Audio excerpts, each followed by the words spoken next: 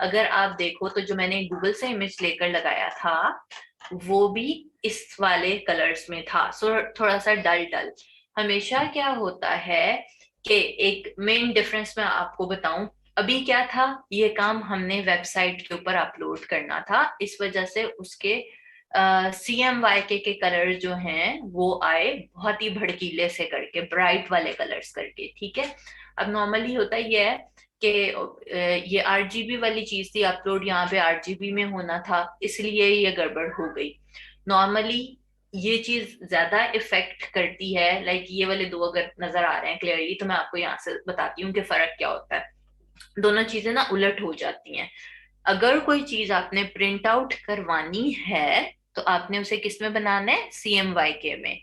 But अगर आपने वो चीज बना ली RGB में और उसको प्रिंट आउट करवा लिया, हम टी शर्ट की या उसकी बात नहीं कर रहे, पेपर पे जो नॉर्मली प्रिंट आउट निकलता है, ठीक है, पेपर पे आपने प्रिंट आउट निकालना था लेकिन आपने उसको RGB में बना दिया, तो वो क्या थे, स्क्रीन के कलर्स थे, तो वो आएंगे इस तरह के, बहुत ही ब्राइट करके, ठीक है। वो गलत निकल गया। अब यहाँ पर आप लोगों के साथ उलट गेम हो रही है कि हमने करना था RGB में सेव, लेकिन आप लोगों ने कर दिया CMYK में, तो वो उलट हो गया कि वो इस तरह के बहुत ब्राइट कलर्स आने लग गए, ठीक है। सो इट्स ओके, अभी हम कलर्स को अगर इग्नोर करना शुरू करें तो इट्स ओके अभी के लिए, फिलहाल के लिए।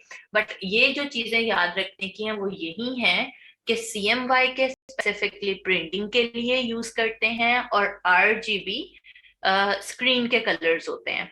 कभी भी आपने इस चीज के अंदर गड़बड़ नहीं करनी है कि ऑब्वियसली जब आप फाइवर पे भी वर्किंग करने लगोगे तो आपने दिखाना तो स्क्रीन पे ही जाके है ना, किसी को किसी वेबसाइट पे अपलोड करके दिखाना है।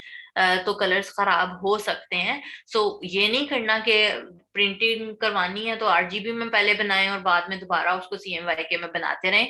सो ऊपर जिसने प्रैक्टिस लिखी हुई थी वो अच्छी थी, जैसे सुहेल ने लिखा हुआ था कि मैंने CMYK में बनाया था और एक्सपोर्ट जो है वो RGB में उसने ऑटोमेटिकली कर दिया था। इन केस वो RGB में नहीं भी एक्सपोर्ट कर रहा तो आप जाके RGB में उसको सेव कर सकते हैं ताकि आपकी चीज खराब ना हो। आपको पता हो कि मैंने यहाँ पर CMYK ही में डिजाइन करना था, हाँ दिखाने के लिए मैं RGB का प्रीव्यू यूज कर सकता हूँ या कर सकती हूँ, ठीक है। तो इस चीज को प्लीज ख्याल रखना है, अदरवाइज जैसे अभी यहाँ पर ये ग्रीन कलर था ना तो इसने ज्यादा गड़बड़ की है। सो कुछ ऐसे कलर्स होते हैं जैसे समटाइम रेड कलर बहुत खराब सा आ जाता है, ग्रीन कलर आ जाता है, समटाइम ब्लू कलर भी थोड़ा अजीब सा आ जाता है। सो वो चीजें इफेक्ट कलर टू कलर भी वेरी कर रही होती हैं, सो इसमें परेशानी की चीज नहीं है, ठीक है। अब आ जाएं जी इलिस्ट्रेटर के ऊपर। इलिस्ट्रेटर को ओपन कर लें और फिर हम स्टार्ट करते हैं। इलिस्ट्रेटर पे मैंने ओपन किया है A4 साइज का पेज। ओके वर्दा, मैं आज JPEG में भी सेव करना बता देती हूँ।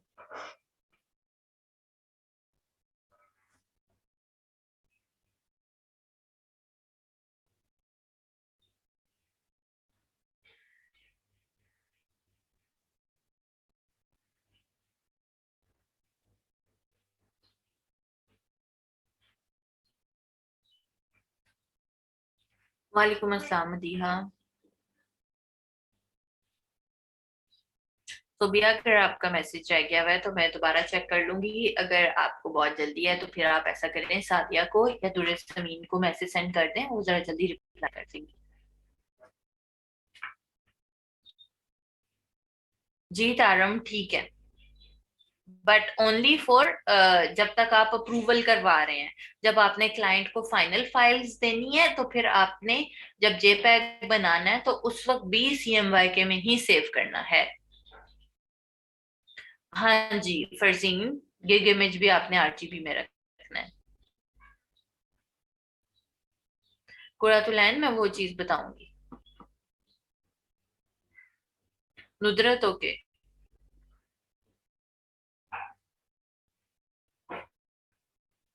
फरवा वेक्टर फाइल कौन सी? हाँ जी वसीम, फेसबुक और पोर्टफोलियो के लिए RGB। इकरा वालेकुम अस्सलाम, मैं बिल्कुल ठीक हूँ।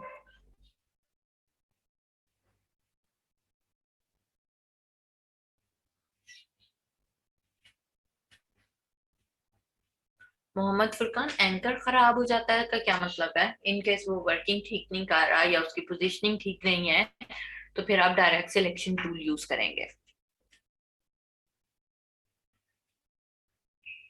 पूरा तो लाइन में वो कुछ दिनों में भी बताऊंगी। वालेकुम अस्सलाम अब्दुल्ला एंड इकरा।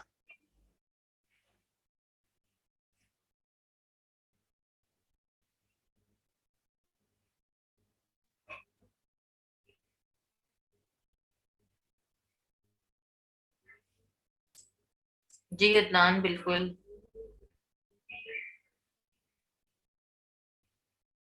इंचेस और पिक्सल्स का बता दूं फरजीन गिग इमेज के लिए, तो यहाँ पर ऊपर अभी किसी ने गिग इमेज का साइज अपलोड किया था, ये मोहम्मद आरिफ ने 1280 बाय 769।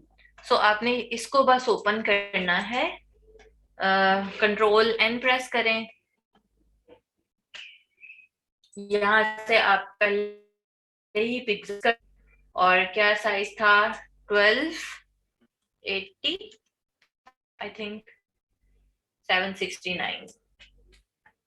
ठीक है, ये अपने साइज कंडीशन आपने हॉरिजॉन्टली रखनी है।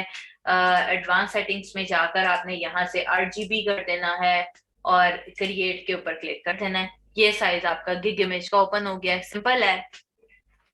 ठीक है, इसके ऊपर आप अपना डिजाइन एक साइड पे कलर लगाते हैं, एक साइड पे यहाँ पे वो डिजाइन लगाते हैं।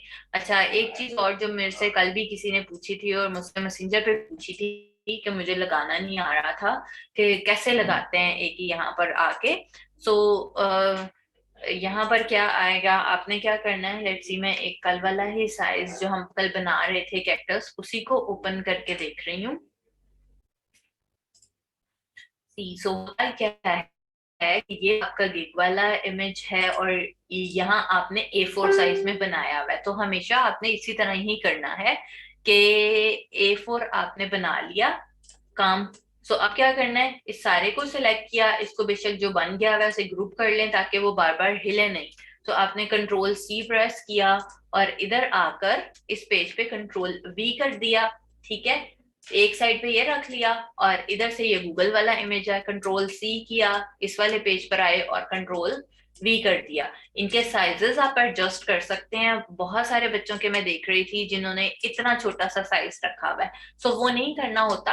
आप जब भी अपना पोर्टफोलियो लगाने लगेंगी इमेज के लिए, सो उसको इतना अच्छा सा एक मुनासिब सा बड़ा करें कि आपकी चीज जो है एग्जैक्टली देखी जाए कि नजर भी आ रही है या नहीं आ रही है। ठीक है, सो एक साइड पे आपका वेक्टर इमेज हो गया और एक साइड पे आपका रास्टर इमेज हो गया है। ठीक है, सो इस तरह से आप लगा सकते हैं दोनों वाले, और इनको फिर जेपैग में सेव कर दें। जो बच्चे पूछ रहे थे कि जेपैग में कैसे सेव करना है, तो आपने जाना है फाइल में, एक्सपोर्ट एंड एक्सपोर्ट एज, और इसके बाद आपने यूज आर्ट बोर्ड पे लाजमी क्लिक करना है। अगर आप यूज आर्ट बोर्ड पे क्लिक नहीं करते तो एक बहुत बड़ा सा एक वाइट पेज आता था जिसके कॉर्नर के ऊपर ये इमेजेस लगे हुए होते हैं। यूज आर्ट बोर्ड का ये मतलब होता है कि ये वाला जो हमारा आर्ट बोर्ड है इसकी सिर्फ जेपैग बनेगी। ठीक है, सो फाइल में जाएं, एक्सपोर्ट एक्सपोर्ट एज, और यहाँ से जाकर यूज आर्ट बोर्ड जेपैग, इसको सेव किया, एक्सपोर्ट पर क्लिक किया, आपके पास ये वाला ऑप्शन आ जाएगा। अब सी, जैसे हमने ये लगाना है, कहाँ लगाना था, गिग पे, आरजीबी में ही है और इधर भी आरजीबी रहेगा, मैक्सिमम क्वालिटी रखते हैं एंड ओके पर क्लिक करते हैं तो ये आपकी एक आरजीबी बनकर आ जाएगी।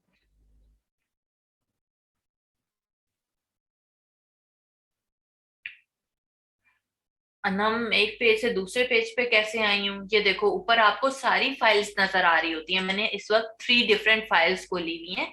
आप लेफ्ट क्लिक करेंगे तो आप सारी फाइल्स पर चले जाएंगे। जिस भी फाइल के ऊपर आप हैं वहां से आप इसे सिलेक्ट करें, कंट्रोल सी करें और जिस फाइल के ऊपर लगाना है उधर जाके आप कंट्रोल वी कर दें। नहीं फसीउल हसन, क्लाइंट आपको क्यों बताएगा बेटा? इतनी बेसिक चीज है, वो आपको खुद ही पता होनी चाहिए। दो ही तो चीजें हैं। अच्छा, रेशो एंड रेजोल्यूशन का बता दें। रेजोल्यूशन देखो, अगेन वही चीज है कि जो जो चीजें आपकी प्रिंट आउट होनी है वो आपकी 300 रेजोल्यूशन में बनती हैं, और जो चीजें वेबसाइट के लिए हैं वो 72 में बनती हैं। जी नोमिश, गिग इमेज आपका आरजीबी में ही बनेगा। ठीक है, इन सबको अब मैं बंद कर रही हूँ। और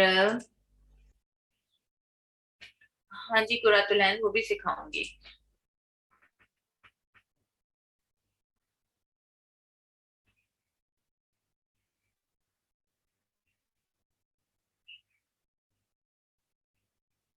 अच्छा, हम ना, सी वो उसमें लेयर्स का बेटा कोई कसूर नहीं है कि लेयर्स की गड़बड़ी है। मैं हमेशा कभी भी इलस्ट्रेटर में ना अपने बच्चों को लेयर्स नहीं करवाती हूँ जब तक हम फोटोशॉप में जाकर वो लेयर्स को प्रॉपरली सीख नहीं लेते हैं, क्योंकि शुरू में ऐसे वर्क करना ज्यादा इजी रहता है कंपैरेटिवली ले, और उसमें बहुत सारी कंफ्यूजन हो जाती है। अब अगर हम इसी को डिस्कस कर लेना, आई थिंक आपका यही वाला मतलब है। जैसे मेरे यहाँ पर ये हुआ है कि इधर से मेरी स्ट्रोक नजर नहीं आ रहा। अब वो स्ट्रोक क्यों नजर नहीं आ रहा? क्योंकि मेरी ये वाली जो लेयर है ये यहाँ पर ऊपर आ गई हुई है। ठीक है, तो उसका एक सिंपल तरीका ये है, मैं इसे ग्रुप ग्रुप कर रही हूँ, इसको पकड़ के थोड़ा सा यहाँ से आप साइड पे कर लें। ठीक है, इसकी नीचे वाली लेयर भी सी ऊपर गई हुई है, इसको यहाँ पर हम कर लेते हैं। और उससे बेहतर तो वैसे ये है कि मैं इसे डायरेक्ट सिलेक्शन से पकड़कर यहाँ पे रखा और इसकी शेप को थोड़ा सा स्ट्रोक से साइड पे कर लिया, इस तरह करके। ठीक है, इसी तरह से सेम ये भी चीज इसके ऊपर भी अप्लाई होगी। ठीक है, सो आप अपने शेप्स को यूं ठीक कर सकते हैं आराम से बाद में। और यही वाली जो चीजें हैं ना वो ज्यादा टाइम ले लेती हैं जब आपने स्ट्रोक्स को एडजस्ट करना होता है। इनफैक्ट अगर मैं नीचे से भी दिखाऊं तो मेरे स्ट्रोक्स नीचे से भी खराब है। सी ये यहाँ से बहुत बाहर निकला हुआ है, ये ऊपर गया हुआ है। तो आपने इसी तरह से इन्हें सिलेक्ट करना है और इसको उसी, ये वाला जो बेस पर एक स्ट्रोक आ रहा है इसी के ऊपर इसकी ओवरलैपिंग कर देनी है। ये है। ठीक है, इस तरह करके इनको प्रॉपरली एडजस्ट करना ही बेसिकली टाइम टेकिंग होता है। तो वो आप एक बार ठीक कर लेंगे तो आपकी सारी चीजें ठीक हो जाएंगी। अम, सही कर्व्स नहीं बनते तो तैयबा आप जितनी ज्यादा प्रैक्टिस करेंगे उतने ही ज्यादा आपके कर्व्स ठीक बनेंगे।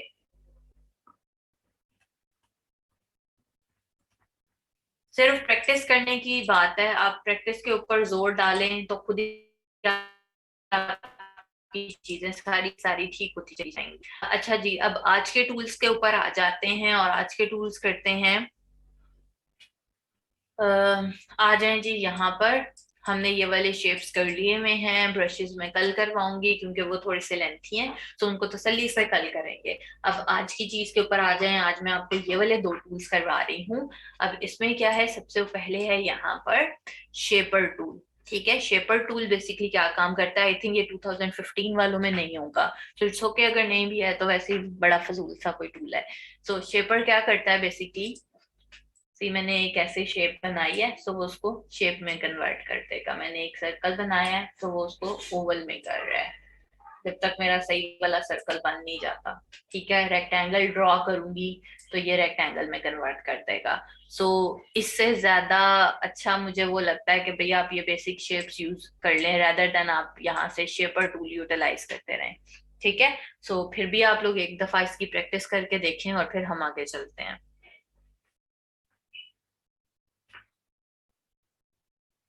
मेमूना, अगर तो देखो क्लाइंट ने जो भी चीज आपको वो ट्रेस करने के लिए दे रहा है, अगर उसने वो चीज प्रिंट आउट करवानी है तो CMYK के, अगर उसने वो चीज प्रिंट आउट नहीं करवानी है तो RGP।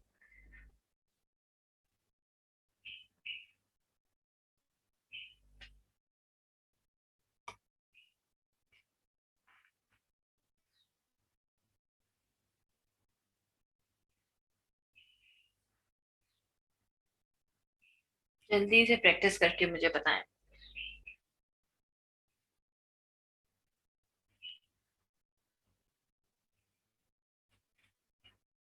वो बड़ा जस्ट आप एक शेप ड्रॉ करें, रेक्टेंगल बना के देखें, सर्कल बना के देखें, तो ये टूल आपकी वो शेप बना देगा। ठीक है अली, आप भी ऐसे ही करके देखें। अच्छा, और ये सारे बच्चे जो असाइनमेंट्स नहीं कर रहे अभी, आप लोगों को हार्डली 2 वीक्स हुए हैं, आज आई थिंक 11th लेक्चर था, और जो आप लोगों की असाइनमेंट ना करने की रेशियो है ना, दैट इज वेरी डेंजरस। अगर आप लोग 2:30 तक बच्चे जो है ना वो क्लासेस ले रहे होते हैं, तो काम करेंगे तो फिर ही कुछ आप लोगों को करना आएगा। अगर आप लोग असाइनमेंट्स नहीं करेंगे, सिर्फ लेक्चर लेकर सुनते चले जाओगे, तो कोई फायदा ही नहीं है उस चीज का, आपको कुछ भी करना नहीं आएगा। और मेरे पास ढेर लगा हुआ होता है ऐसी क्यूरीज का, जो लाइक मैं सही वाली बात बताऊं ना, तो जैसे हमारा 3 महीने का कोर्स है, और जब 15 को दिन रह जाएंगे ना, तो फिर बच्चे कहते हैं जी ओहो हमें तो ऑर्डर ही नहीं आ रहा, अब हम क्या करें। और जब उनकी गिग चेक करने लगो तो एक एक गिग बनी हुई होती है, और वो भी बहुत ही बुरा सा काम लगा हुआ होता है। सो वो किस लिए होता है कि भाई आपको अगर शौक है पैसे कमाने का, तो काम करेंगे तो करना आएगा ना।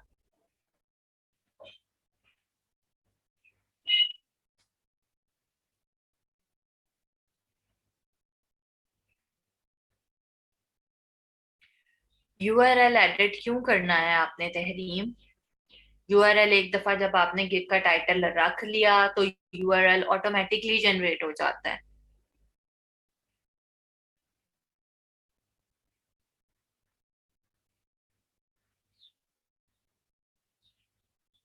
अच्छा जी, ये अगर ये आप लोगों ने प्रैक्टिस कर ली है, सो आगे चलते हैं, और नेक्स्ट टूल है हमारे पास पेंसिल टूल।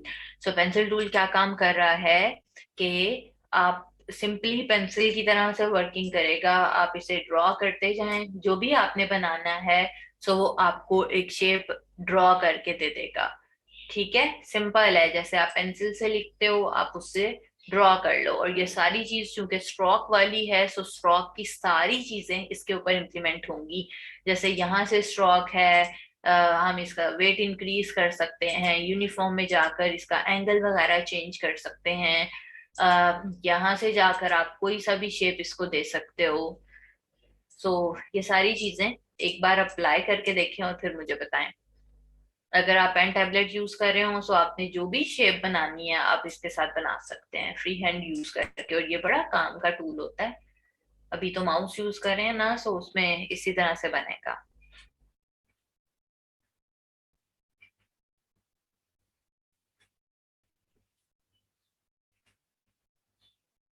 तो कहा ना भी जरा इलस्ट्रेटर सीख लेना।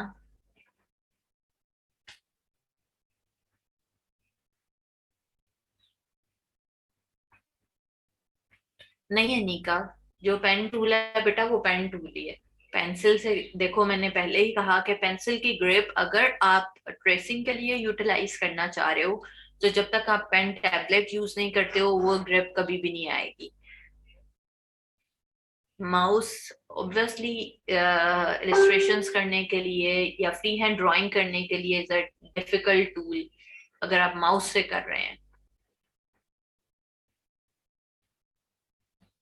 यानी फातिमा, अगेन वही बात है कि अगर आप पेन टैबलेट यूज करें तो ऑब्वियसली आपसे अच्छा भी लिखा जाएगा, अदरवाइज ये कैसा लिखा जाएगा उससे, सही ऐसा टूटा फूटा सा। तो पेन टैबलेट यूज करें, सो वो चीज होती है। पेन टैबलेट कौन सा अच्छा होता है, मतलब जितने आप पैसे लगाएंगे उतना अच्छा होता है। तो डिपेंड करता है आप कौन सी कंपनी का लेना चाहते हैं, कितना बड़ा लेना चाहते हैं। वेक्टर ट्रेसिंग के लिए सोबिया, हर डिजाइनिंग के पूरी डिजाइनिंग के लिए माउस लाजमी है। अच्छा जी, अब आगे चलते हैं। अगर सबने इसकी प्रैक्टिस कर ली है, आल्दो मुझे लग नहीं रहा कि यहाँ पर 200 बच्चे हैं और वो प्रैक्टिस कर रहे हैं। 217 बच्चे हैं, और प्रैक्टिस के लिए सिर्फ डन डन सिर्फ 4-5 बच्चे लिखते हैं। अच्छा जी, स्मूथ टूल के ऊपर आ जाएं। सो स्मूथ टूल में हमने क्या करना है, स्मूथ टूल जैसे नाम से भी पता चल रहा है कि वो क्या करेगा, चीजों को स्मूथ करने के काम आता है। ठीक है, सो लेट सपोज मैंने यहाँ पर पेंसिल टूल से ही एक यूं से करके जिग जैग वाली लाइन ड्रॉ कर दी है, ऐसे करके। ठीक है, अब मैं इसे स्मूथ करना चाह रही हूँ, तो मैं क्या काम करूंगी, स्मूथ टूल लिया और आपने ये वाली जो लाइन है सिलेक्शन के अंदर है, और स्मूथ टूल से आपने इसके ऊपर अप्लाई करना है। ठीक है, यूं से। और जितनी दफा ज्यादा अप्लाई करोगे उतना उसका रिजल्ट आएगा। मल्टीपल टाइम्स आपने उसको अप्लाई करना, लेफ्ट क्लिक एंड ड्रैग, फिर left click and drag, left click and drag. So जितना स्मूथ आप करना चाहते हैं आप उतनी दफा इसको अप्लाई करेंगे तो ही कुछ बेहतर शक्ल इसकी निकलेगी। ठीक है, करके देखें। स्मूथ टूल हो फिर मुझे बताएं।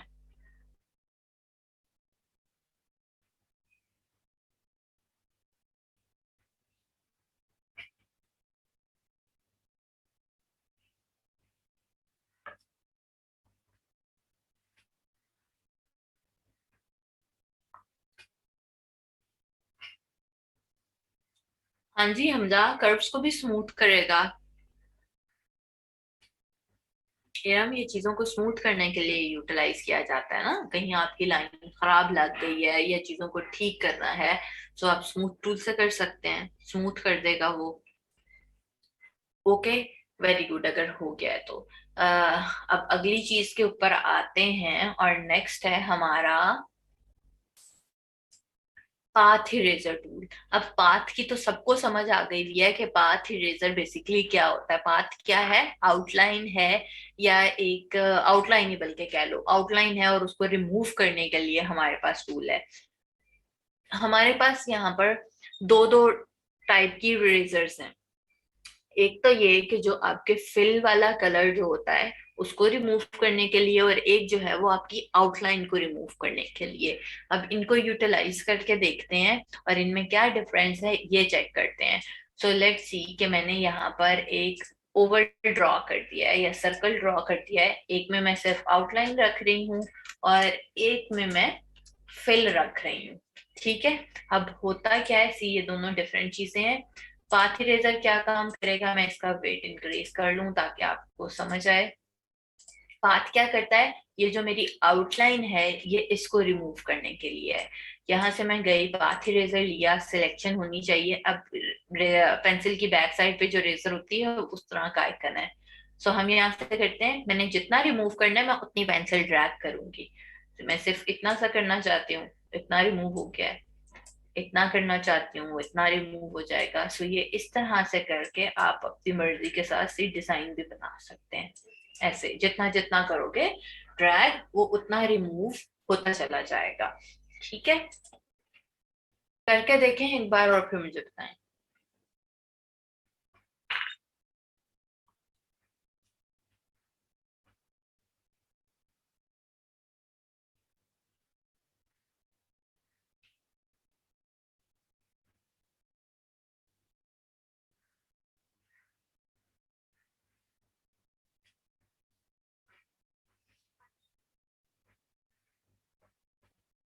वो बड़ा नहीं, ये क्लोज शेप। क्लोज शेप आप कौन सी बात कर रहे हो? अभी हम सिर्फ बात कर रहे हैं फिल और आउटलाइन की।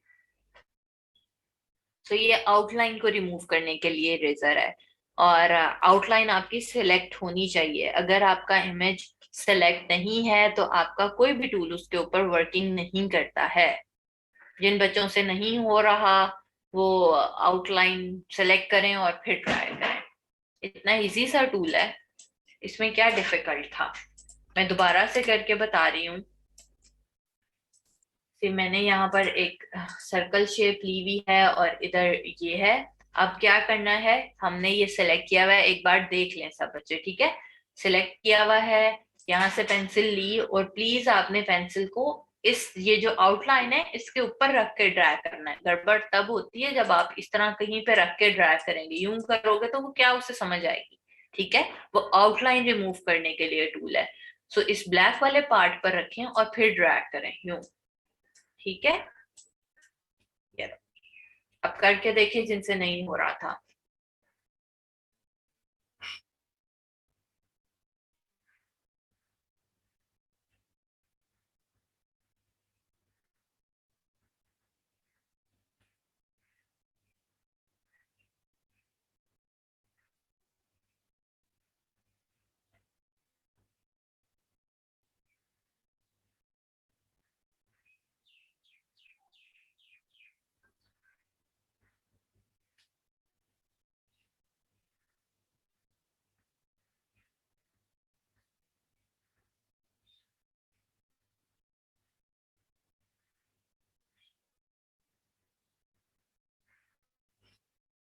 अच्छा जी, अब आगे चलते हैं। और इस लास्ट टूल को मैं अभी बाद में करवाती हूँ, पहले जरा मैं आप लोगों को रेजर का और इसका डिफरेंस बता दूं। इसी के बिल्कुल सामने टूल्स हैं और ये सारे हमारे कटिंग वाले टूल्स हैं। ठीक है। सो सबसे ऊपर है हमारे पास रेजर टूल। अब सी के ये फर्क क्या दोनों में करता है। मैं इसको रिमूव कर रही हूँ और अगेन इसकी कॉपी लेकर यहाँ पर आउटलाइन कर रही हूँ। ठीक। अब है मेरे पास पहले ये वाला रेजर, इसके ऊपर फिल के ऊपर यूटिलाइज करके देखते हैं। मेरे पास ये सिंपल रेजर है, इसका ये सर्कल जो है वो आ रहा है कि आपने कितना इसका साइज रखना है। तो आप साइज इंक्रीज या डिक्रीज करने के लिए ब्रैकेट्स को यूज करेंगे। जो पी के साथ आपके कीबोर्ड पर पी लिखा हुआ होता है, पी के साथ दो ब्रैकेट्स हैं, एक कर्ली ब्रैकेट्स है, क्लोजिंग वाली एक ओपनिंग वाली। सो राइट साइड वाली जो ब्रैकेट होती है इसके साथ आपका साइज इंक्रीज होगा जितना आप प्रेस करेंगे। लेफ्ट साइड वाली ब्रैकेट जो बिल्कुल पी के साथ है वो इसका साइज डिक्रीज करेगी, इसका साइज छोटा होता चला जाएगा। ठीक है। जब आपने अपनी मर्जी का साइज रख लिया तो फिर आपने यहाँ पर जाना है। इमेज आपका सिलेक्ट होना चाहिए और आप जैसे ही रिमूव करेंगे वो उसको रिमूव कर देगा। ठीक है। याद है पहले पेप्सी का लोगो ऐसा होता था। किस किस को याद है। साइज इंक्रीज करें और वो चाहे थोड़ा सा खराब भी होता है वो उसको स्मूथ खुद ही कर देता है। कितना इजी है।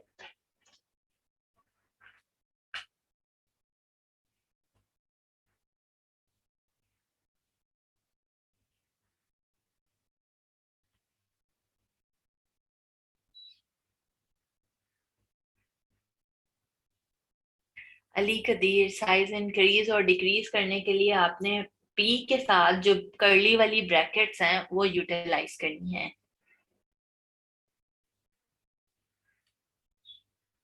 सिर्फ रेजर लें, कोई भी फिल लें और उसको रिमूव करके देख लें। अच्छा जी, जैसे मैं रिपीट कर रही हूँ, मेरे पास कोई सी भी शेप हो सकती है, क्लोज शेप जिसके अंदर कलर फिल हुआ होगा। सी मेरा कलर फिल है, आउटलाइन नहीं है। आपने रेजर को लिया और यहाँ से आप कोई सी भी शेप में कटिंग कर सकते हैं। सी जैसे आपको डिजाइन बनाना है आप बना लें, बस यूं। तो वो कटिंग हो जाता है, बेसिकली ये है। जैसे अब मैंने ये कटिंग किया है सो ये रेज हो गया है। ये सारी चीजें अलग अलग हो गई। सिंपल मदीहा, शिफ्ट के साथ नहीं, सिंपल।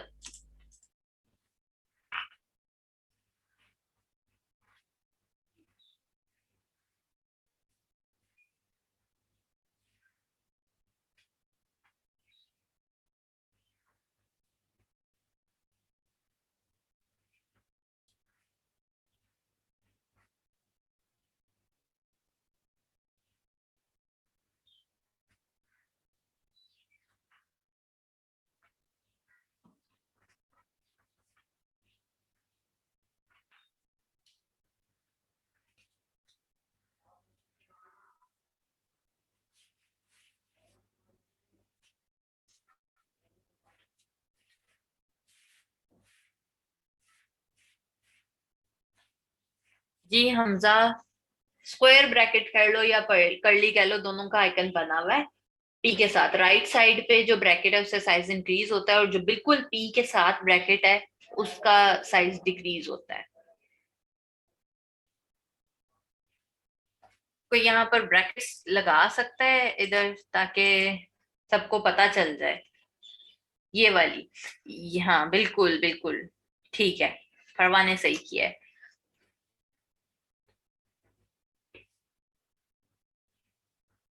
ओके, अब देखते हैं कि यहाँ पर मिशाल आप दोबारा बेटा करके देखो, ऐसा पॉसिबल नहीं है। अच्छा, अब यहाँ पर क्या डिफरेंस क्या आता है कि रेजर जब हम किसी भी फिल के ऊपर करते हैं तो वो उसको इस तरह करके दो पार्ट्स में डिवाइड कर देता है। ठीक है। अब यहाँ पर क्या है कि जब मैं इसको फिल के आउटलाइन पे यूटिलाइज करती हूँ और मेरा ये पर्पज है कि आउटलाइन की कटिंग हो जाए जिस तरह मैंने पहले की थी, लेकिन मैं पाथ इरेजर यूज करने की बजाय सिंपल इरेजर यूज कर लेती हूँ। तो सिंपल इरेजर क्या काम बेसिकली करता है, सी वो आपके पूरे सर्कल को ही दो पार्ट्स में डिवाइड कर रहा है। चाहे ऐसे कर लें, चाहे किसी भी तरह से आप उसको एंगल बना लें, वो ये काम करेगा। ठीक है, सो ये दो बड़े मेन डिफरेंस हैं, ये आपने याद रखना है कि फिल के ऊपर जब आप करेंगे वो ऐसी लुक देगा। आउटलाइन की अगर आप सिंपल रेजर यूज करते हैं तो वो इस तरह की लुक देगा। अगर आप आउटलाइन की प्रॉपरली कटिंग करना चाह रहे हैं तो फिर आप पाथ रेजर यूज करें, जो कि आपके आउटलाइन को रिमूव करता जाए। ठीक है, करके देखिए और फिर मुझे बताएं।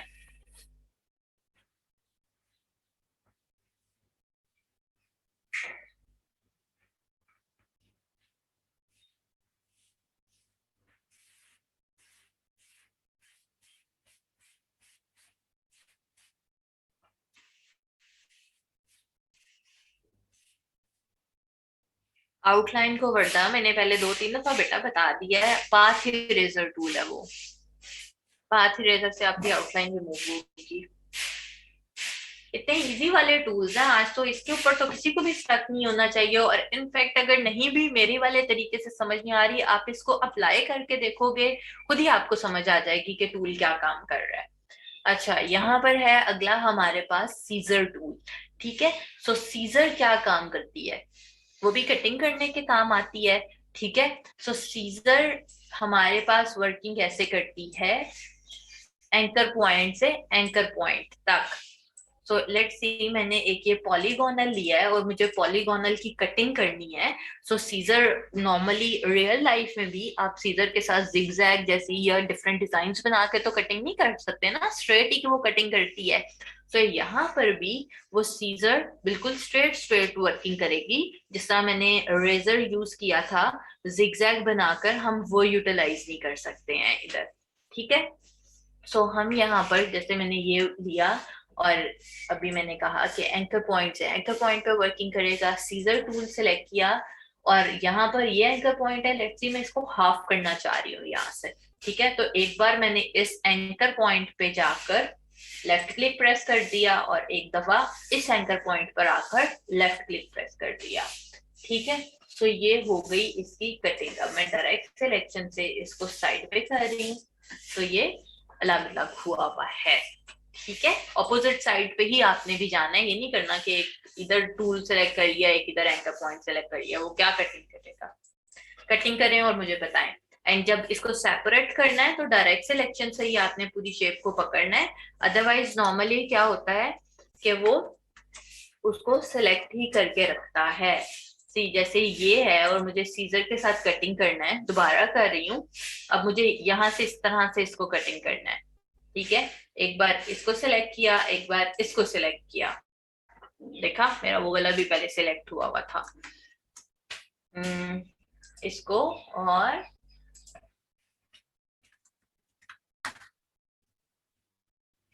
इसको यहाँ से। ठीक है, जब आप सिलेक्शन से जाएंगे तो वो मे बी, जैसा मेरा भी अलग हो गया, हो सकता है आपके पास ये एरर आ जाए कि वो इकट्ठे ही दोनों को सिलेक्ट कर रहा है। तो आप डायरेक्ट सिलेक्शन से अलग करेंगे तो वो सेपरेट हो जाएगा। 15 में भी है बेटा ये।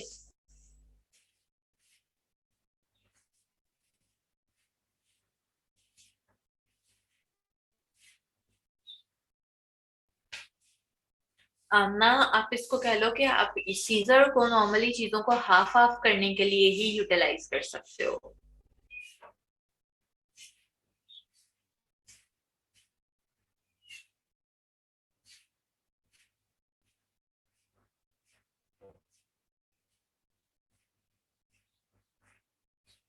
सर्कल को भी करना बता दें, ओके, सर्कल के ऊपर भी करके देखते हैं और वो सब बच्चे जिनसे नहीं हो रहा उन्हें भी करना आ जाएगा। सो हम क्या कर रहे हैं, एक मैंने यहाँ से एलिप्स लिया और यहाँ पर एक सर्कल ड्रॉ कर दिया। अब सी सर्कल के भी 4 एंकर पॉइंट्स आ रहे होते हैं। सो आपने सीजर टूल लिया और एक दफा इस एंकर पॉइंट को सिलेक्ट कर लिया, एक दफा इस एंकर पॉइंट को सिलेक्ट कर लिया, एंड बस बाद में इसको यूं अलग अलग किया तो वो अलग हुआ हुआ होगा।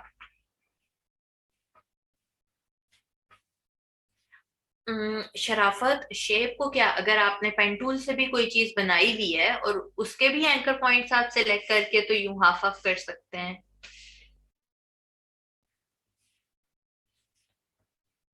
ठीक है, नेक्स्ट टूल करते हैं, नेक्स्ट भी बहुत मजा का है। नेक्स्ट है जी, मैं उसके लिए सर्कल ही ड्रॉ कर रही हूँ। और नेक्स्ट है मेरे पास नाइफ टूल। ठीक है, नाइफ टूल के लिए आपने क्या करना है कि उसी तरह से जैसे आप रेजर को फ्री हैंड यूज कर रहे थे, आप नाइफ को भी फ्री हैंड यूज कर सकते हैं। बस इसमें आपने ये ख्याल रखना है कि अंदर से ही नहीं कर देना, अंदर से करोगे तो कटिंग नहीं होगा। बाहर से स्टार्ट करके बाहर ही आपने एंड भी करना है।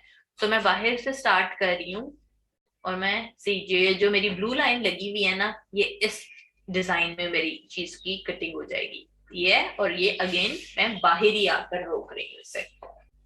हो गया। अब मैंने डायरेक्ट सिलेक्शन लिया है और इसको सेपरेट कर दिया। ये है। करके देखिए और मुझे बताएं।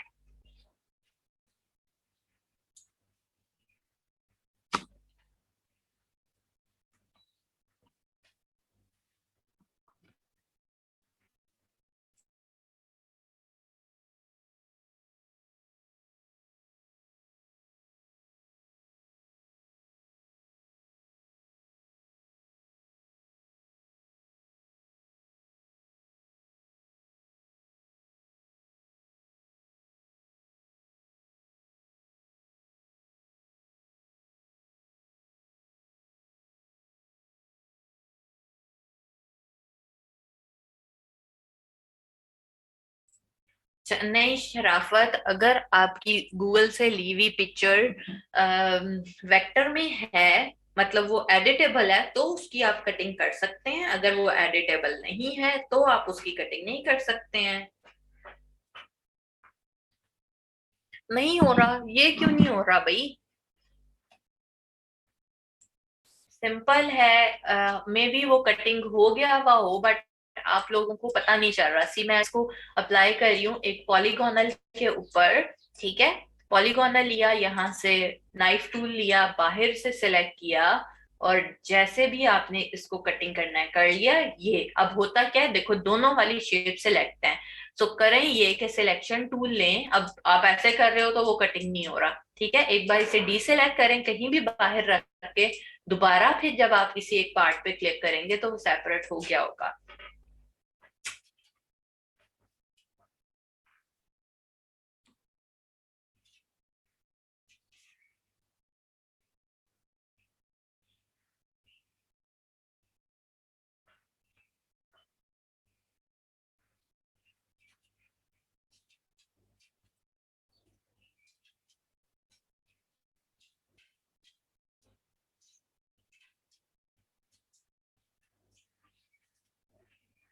जिन बच्चों से नहीं हो रहा वो प्लीज उसको एक बार डीसेलेक्ट करें और फिर सेलेक्ट करके करें।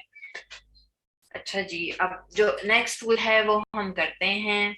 जो यहाँ पर रह गया था ज्वाइन टूल। सो ज्वाइन टूल भी इतना ज्यादा यूटिलाइज होने वाला टूल नहीं है। सिर्फ एक बार करके देख लें। जैसे ज्वाइन टूल सिंपल ये है कि आपने इसे सिलेक्ट किया, मैंने यहाँ पर बनाई है आउटलाइन में रखूंगी मैं इसे, फिर खत्म कर रही हूँ। ठीक है, और एक यहाँ पर बना दी। सो ये क्या है, दो अलग अलग शेप्स है मेरे पास। अगर मैं ये चाह रही हूँ ये दोनों ज्वाइंट हो जाएं, सो इन दोनों को इकट्ठे सेलेक्ट किया, और यहाँ से ज्वाइंट पे आकर आपने इनके ये वाला जो ज्वाइंट है इसके ऊपर एक बार लेफ्ट क्लिक प्रेस कर देना है। सो वो ऊपर वाले की कटिंग कर देगा और यहाँ से ये आपको एक शेप दे देगा। ठीक है, इजी सा है, जल्दी से कर लें। इकरा, आपने क्या बाहर से शुरू करके बाहर ही एंड किया था?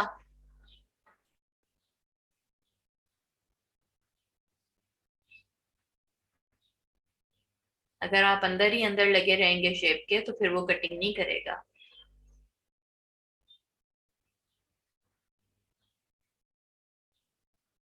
नोरीन, सिंपल सा है, दो लाइंस को इकट्ठे ओवरलैप करें, और जो उनका ओवरलैपिंग वाला पार्ट आ रहा होगा उधर आपने ज्वाइन टूल से लेफ्ट क्लिक प्रेस कर देना है।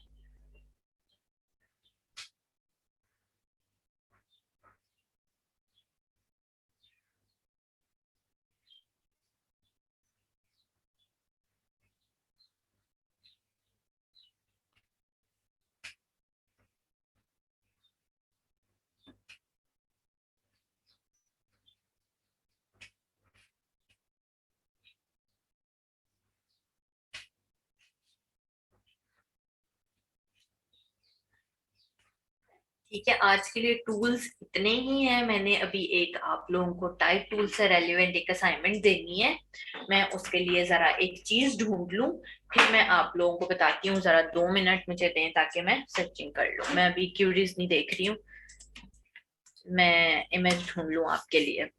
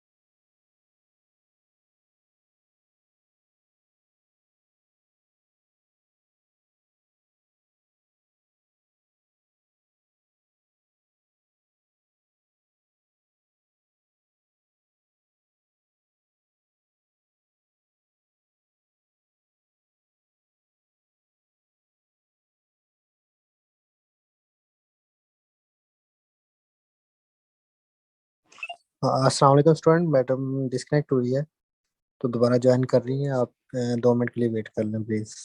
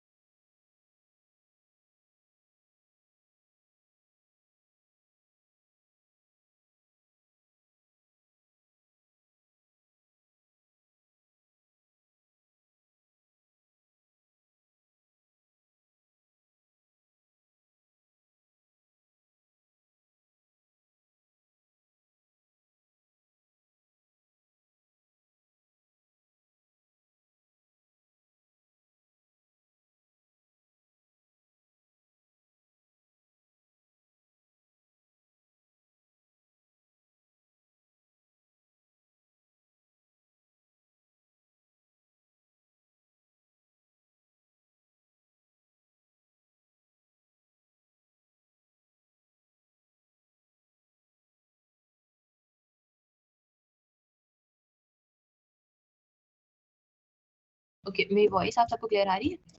एक मिनट। अच्छा, मैं अभी स्क्रीन अपनी शेयर नहीं की हुई है, मैं दूसरे अपने लैपटॉप से भी ऑनलाइन आई हूँ। मैं अभी शेयर करके फिर आप लोगों को बताती हूँ जरा।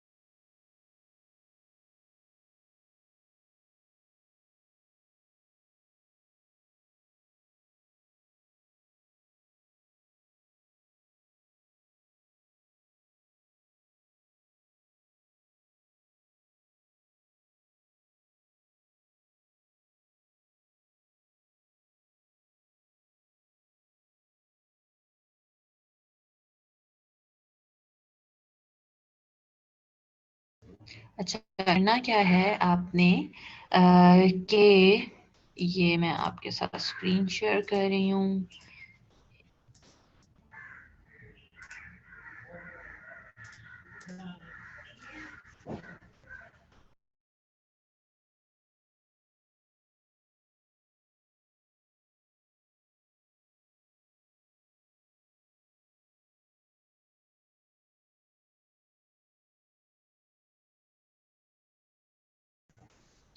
अच्छा, अच्छा, अब जैसे आप लोगों को मेरी स्क्रीन पर नज़र आ रहा होगा, आज से हम लोग टी शर्ट डिज़ाइन स्टार्ट करने जा रहे हैं। सो उससे पहले रादर देन हम डायरेक्टली टी शर्ट के ऊपर ट्रांसफ़र कर जाएं, हम फॉन्ट के साथ थोड़ा प्ले करना सीखेंगे कि किस तरह से आप बना सकते हो, पेयरिंग कैसे कर सकते हैं आप फॉन्ट्स की। सो अभी एक ईजी सी असाइनमेंट दूंगी और उसमें करना ये है, जैसे आपको ये स्क्रीन के ऊपर नज़र आ रहा है कि एक ही फॉन्ट यूटिलाइज करना है और उसकी कंप्लीट फैमिली को यूटिलाइज करते हुए आपने एक कोटेशन डिजाइन करके लानी है। अब सेम फॉन्ट फैमिली कैसे है, जैसे अगर हम एरियल की बात करें, रेगुलर भी है, इटैलिक भी है, सेमी बोल्ड की भी ऑप्शन आती है। सो उसमें से आप 2-3 फैमिली मेंबर्स को यूटिलाइज करते हुए एक कोटेशन डिजाइन कर सकते हैं। उसकी एग्जांपल किस तरह है, ये है, जैसे ये एक फॉन्ट लिखा हुआ है, मुझे भी इस फॉन्ट का नाम नहीं पता, बट जैसे ये सैरिफ फॉन्ट है, यहाँ पर उन्होंने बोल्ड में लिखा हुआ है और इधर जाकर यहाँ पर इटैलिक के अंदर लिखा हुआ है। इसी तरह से आपने भी ये चीज करनी है। अगर मैं इसी एक और मैंने निकाली थी, इसकी बात करूं, सो सी यहाँ पर क्या है कि सेम फॉन्ट है बट वो फॉन्ट दो डिफरेंट टाइप्स में है। यहाँ पर सी रेगुलर में है, सो यहाँ पर रेगुलर की ही सिर्फ आउटलाइन यूटिलाइज हुई है और सिंपली उन्होंने लेफ्ट अलाइन करके लिखा हुआ है। अगर हम इसकी बात करें, नीचे ये एक और एग्जांपल आ रही है, ये भी सेरिफ फॉन्ट है और इन्होंने क्या किया हुआ है, ऊपर अगेन रेगुलर में लिखा हुआ है, सेकंड लाइन इटैलिक में लिखी हुई है, फिर रेगुलर में है, फिर इटैलिक में है।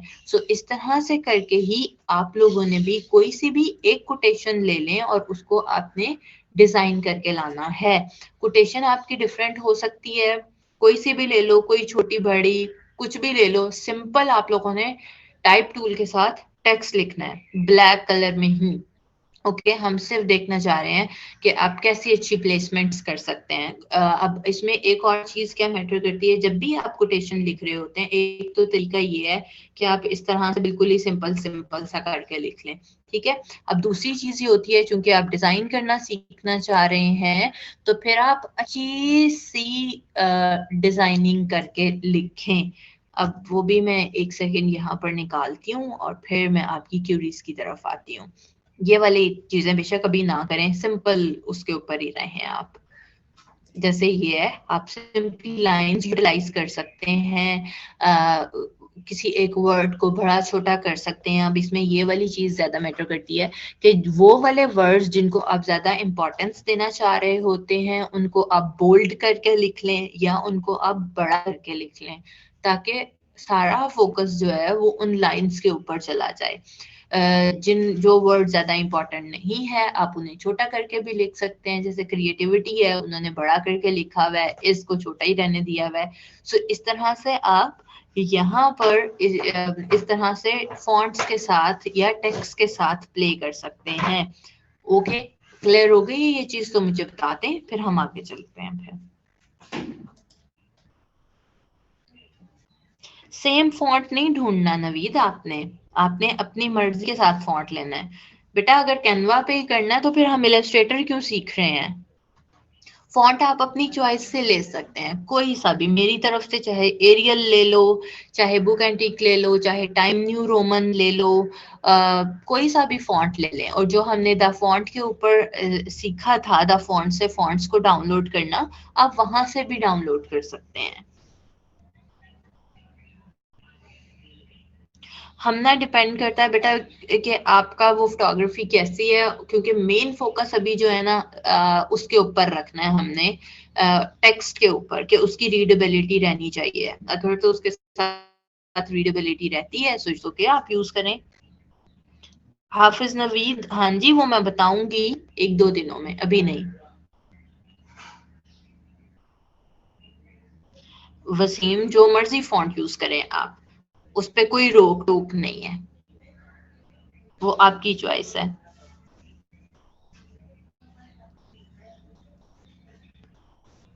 फुरकान, ये तो हमने ऑलरेडी पहले डिस्कस किया हुआ है ना, सैन सेरिफ और सेरिफ को।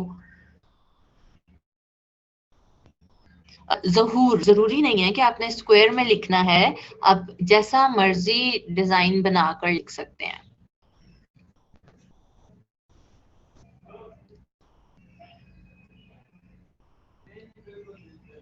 और जो बच्चे कह रहे हैं कौन सा फॉन्ट बेस्ट रहेगा, ये सारी मैं अभी आपको चेक करना चाह रही हूँ कि इन 2 वीक्स में आप में कितनी इम्प्रूवमेंट आई है। सो अब जो दिल चाहता है फॉन्ट यूटिलाइज करें, चाहे कैलीग्राफिक वाले फॉन्ट्स ले लें, चाहे आप सिंपल वाले ले लें। सो अगर हम इसी को ही थोड़ा सा और ढूंढे ना, सो हमें इनफैक्ट पिंटरेस्ट का किस किस को पता है, पिंटरेस्ट पे बहुत अच्छे आइडियाज आपको मिल जाते हैं।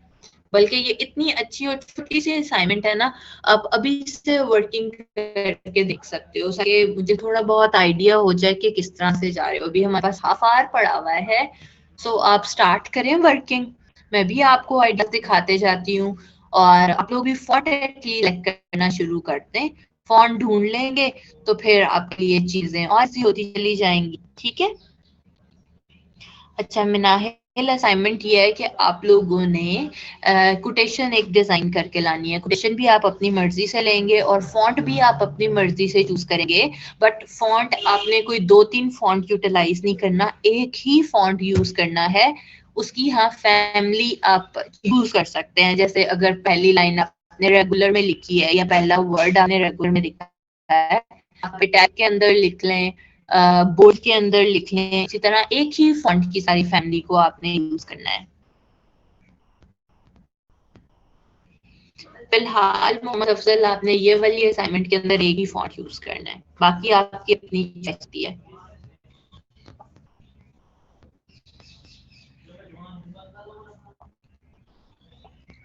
वर्डा ड्रेसिंग करते वक्त अगर ज्यादा एंकर पॉइंट्स रखें, सो इश्यू ये आता है कि आपका कर्व ठीक नहीं बनते। फिर जितनी छोटे छोटे कर्व्स बनाओगे ऑब्वियसली उतने ही ज्यादा आपके एंकर पॉइंट्स ऐड होते जाते हैं, और जितने छोटे कर्व्स बनते हैं सो उनको हैंडल करना और डिफिकल्ट होता है।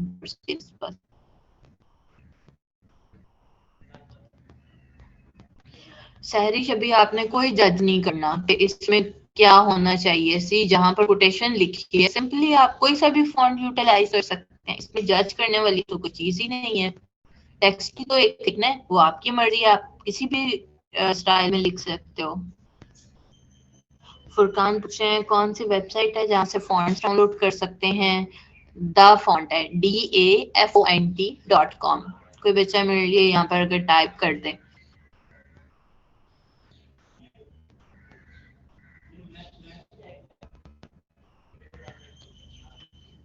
ठीक है, सो एटलीस्ट स्टार्ट करें वर्किंग, ढूंढना शुरू करें अपने लिए कोटेशंस, छोटी छोटी सी कोटेशंस बेशक हों, वो ज्यादा आप उनके ऊपर अच्छा परफॉर्म कर सकते हो। ठीक है, सो मुझे कल तक पता चलेगा। और A4 ही साइज लेना है, CMYK में बनाएं और अपलोड साथ साथ करते जाइएगा। मैं कुछ और लाइंस देखती हूँ कि किस टाइप की कोटेशंस हो सकती हैं।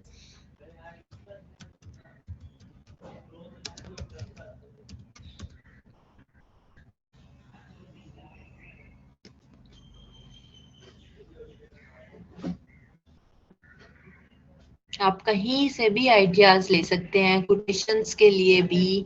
सी जैसे ये लिखा हुआ है डोंट क्विट, तो बेशक इस तरह 2 वर्ड्स की ही ले लो, कोई मसला नहीं है। सो अच्छा आपने बनाकर लेकर, अभी कलर भी आपने कोई एक सिंगल कलर यूटिलाइज करना है, डिफरेंट कलर्स यूटिलाइज नहीं है।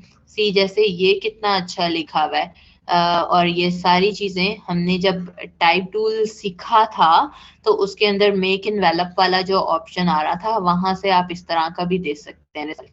या फिर आप जो हमारा जो बच्चे 17-18 वाला वर्जन यूज कर रहे हैं उसमें टच टाइप टूल का ऑप्शन आ रहा है, आप वहां से भी ये चीज कर सकते हैं। या इनफैक्ट जैसे ये हार्ड लिखा हुआ है, आप इस टाइप पाथ टूल के ऊपर भी लिख के ट्राई कर सकते हैं। सो ये वाली सारी चीजें जो हमने सीखी थी, आपने करना है, देखो यही है कि जैसे ये लिखा हुआ है ना कि work hard and be proud, आप कोटेशन कोई और ले लें बट उसको आप इस तरह से लिख कर देखें कि आपके साथ लिखा जाता है या नहीं लिखा जा रहा आपसे। इसी तरह से अपने आप को चैलेंज दें और देखें कि कितनी मजे की चीजें आपके साथ लिखी जाती हैं। सी जैसे ये वेव्स के अंदर लिखा हुआ है, बहुत डिफिकल्ट पे ना जाओ बेशक, जैसे ये लिखा हुआ है, एक ही फॉन्ट है बट उन्होंने फैमिली भी वो पूरा मतलब फैमिली को चेंज नहीं किया हुआ, एक ही रहने दिया हुआ है। सो आप उसको चेंज करके देख सकते हैं। इस तरह से आइडियाज ढूंढें और उसके अंदर खुद लिख कर देखें कि किस तरह के रिजल्ट्स आपको मिलते हैं। ठीक है,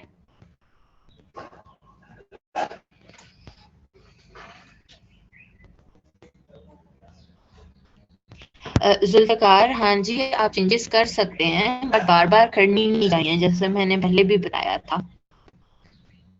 आप अगर चेंजेस करते रहोगे तो फिर आपको ऑर्डर मिलने के चांसेस उतने ज्यादा लेट होते चले जाते हैं।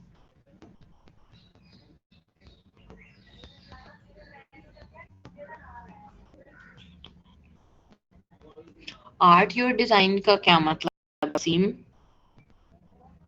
आपने कहाँ पे ये टाइम पढ़ी थी? मुझे वो पूरी चीज बताना, फिर मैं आपको बताऊंगी।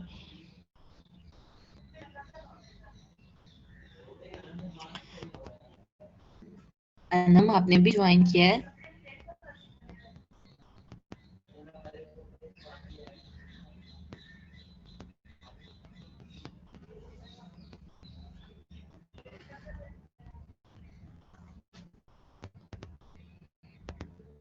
टेक्स्ट को डीसेलेक्ट कैसे करेंगे, मोहम्मद अफजल पूछ रहे हैं। तो सिंपल है बेटा, सिलेक्शन टूल से कहीं पे भी दूसरी जगह पर जाके क्लिक कर दो तो वो डीसेलेक्ट हो जाएगा। अस्मा बार बार चेंज नहीं करना चाहिए, गिग को वो डी रैंक हो जाती है।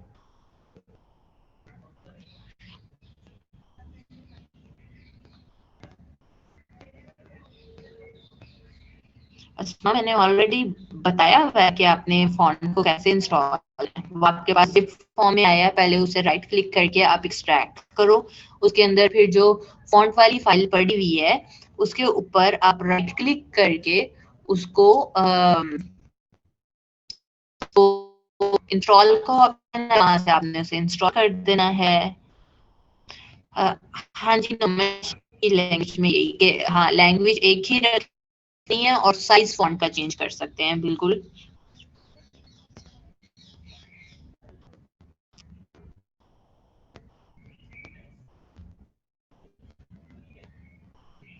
आवाज ठीक नहीं आ रही है, आवाज मैं अभी अपने फोन से ऑनलाइन हूँ, मैं भी थोड़ी देर में ठीक हो जाए।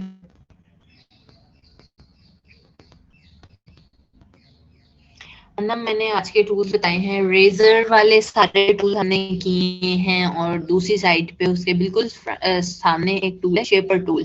शेपर टूल के अंदर भी जितने सारे टूल्स हैं वो सारे आज हमने किए हैं, कोई ऑलमोस्ट 6-7 टूल्स थे छोटे छोटे से।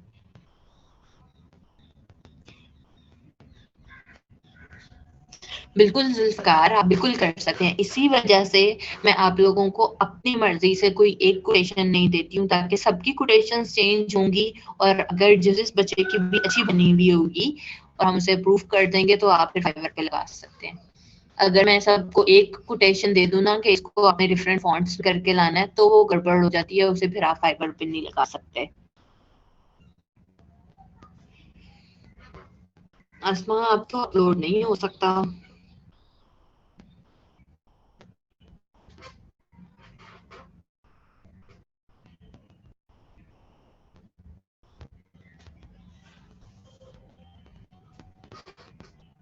अच्छा, फॉन्ट का शेडो वो अभी अमान आपको ऐड करने की जरूरत नहीं है, अभी सिंपल सा लें, क्योंकि अभी ये फर्स्ट असाइनमेंट है, सो फिर ऐसा ऐसा बाकी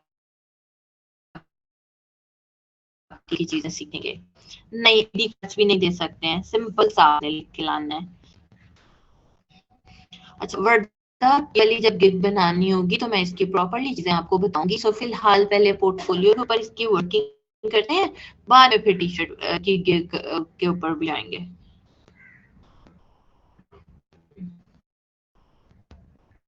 अच्छा इकरा, अभी फौरन थोड़ी लगा लें, बिकॉज एक एक थोड़ी करके लगा सकते हैं। आपके पास ज्यादा सारा काम रेडी होना चाहिए ना गिग पे लगाने के लिए। अलाइन में प्रॉब्लम आती है, अलाइन में अफजल अगर आपको प्रॉब्लम आ रही है तो आप रूलर यूज करें, रूलर भी तो मैंने आप सिखा दिया है। हाँ जी, मुकद्दस बैकग्राउंड वाइट ही रहना चाहिए।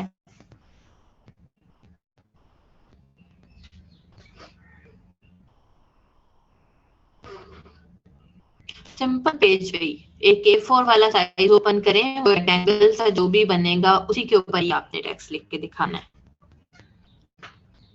टेक्स्ट के साथ आप जितना अच्छा प्ले कर सकते हैं, हमेशा ये ट्राई किया करें कि जब भी कोई काम आप स्टार्ट करने लगे ना, चाहे असाइनमेंट का है चाहे क्लाइंट के लिए है, तो 15-20 मिनट एटलीस्ट उसको जरूर दिया करें, सर्चिंग आराम से किया करें और उसके बाद स्टार्ट किया करें, ताकि आपका माइंड और जरा खुले, आपको पता चले कि मार्केट में किस तरह का काम हो रहा है, पूरी दुनिया में किस तरह का काम हो रहा है।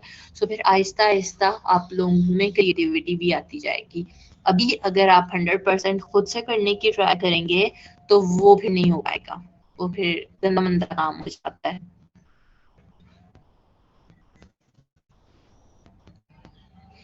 अस्मा, लेक्चर्स अपलोड करने वाली चीज मेरे भी हाथ में नहीं है, बिकॉज जो हम लेक्चर्स लगाते हैं वो डायरेक्टली हेड ऑफिस जाते हैं और वहां से फिर अपलोड होते हैं, so that is a long process, so वो रोज रोज तो नहीं हो सकता।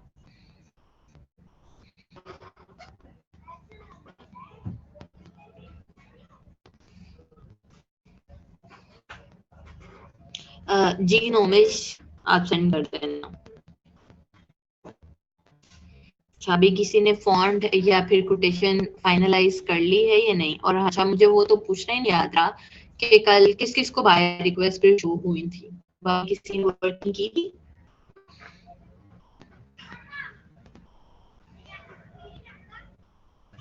वो बड़ा, हाँ जी, वीकेंड पे यही टास्क है। वेरी गुड, जहूर कह रहे हैं मुझे की हुई थी, I sent 3 proposals, Fasul Hasan.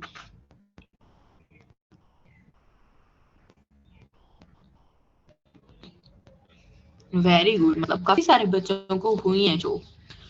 सो आप लोगों ने आदत बना लेनी है, ये एक दिन की बात नहीं है, अपने रोज चेक करना है, ठीक है? आसान हो जाए फिर आप चलते हैं।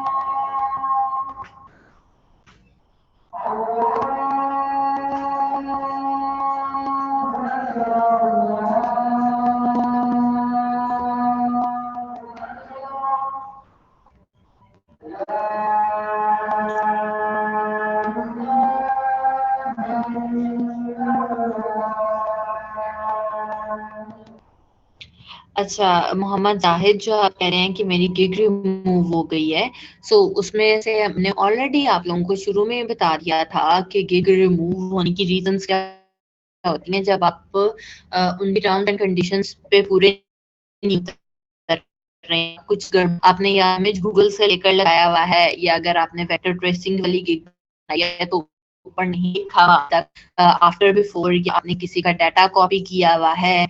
सो ये सारी रीजंस हो सकती हैं जिसकी वजह से आपकी गिग रिमूव कर दी गई है। सो प्लीज ये सारी क्लास के लिए है कि ऐसा कोई भी काम नहीं करना जहां से आपको ये वाले सारे रिस्क जिसमें इन्वॉल्व हो। अभी तो काम करना शुरू नहीं किया आप लोगों ने और ये वाली चीजें हो रही हैं।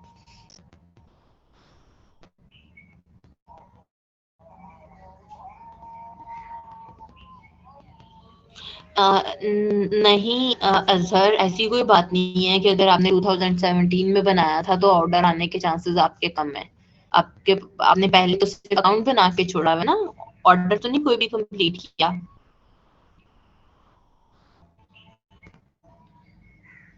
फाइजा बाय रिक्वेस्ट वाला भी ऑलरेडी हम डिस्कस कर चुके हुए हैं कि आप अपने फाइवर का ओपन करोगे, वहां पर मोर का टैब आ रहा होगा और उसके अंदर मोर में बाय रिक्वेस्ट का टैब होगा। तो आपने बार बार चेक करते रहना होता है कि आपको बाय रिक्वेस्ट शो हो रही है या नहीं हो रही है। वो बेसिकली क्लाइंट की तरफ से प्रोजेक्ट्स होते हैं जिनके ऊपर आपने अपना प्रपोजल सेंड करना होता है। मोबाइल के ऊपर आप अपना लॉगिन जब ये वाला कर लोगे जो आपने लैपटॉप पे किया हुआ है, सो वहां पर एक ह्यूमन टाइप आइकन होता है, उसके ऊपर आप क्लिक करें तो सामने ही आपको बाय रिक्वेस्ट का बटन नजर आ जाएगा। रिजवाना, आज मैंने A4 ओपन किया था बेटा।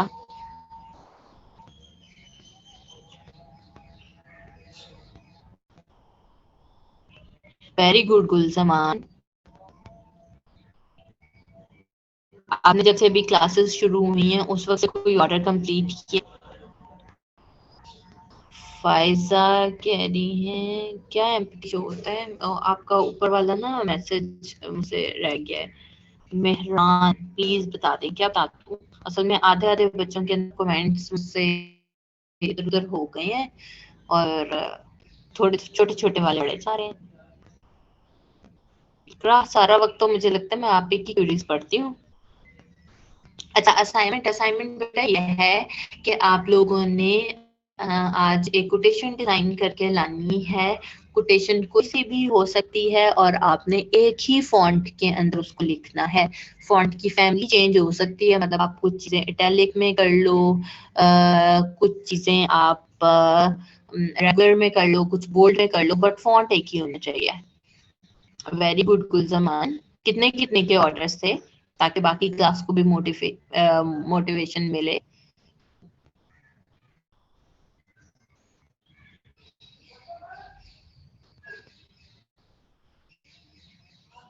क्या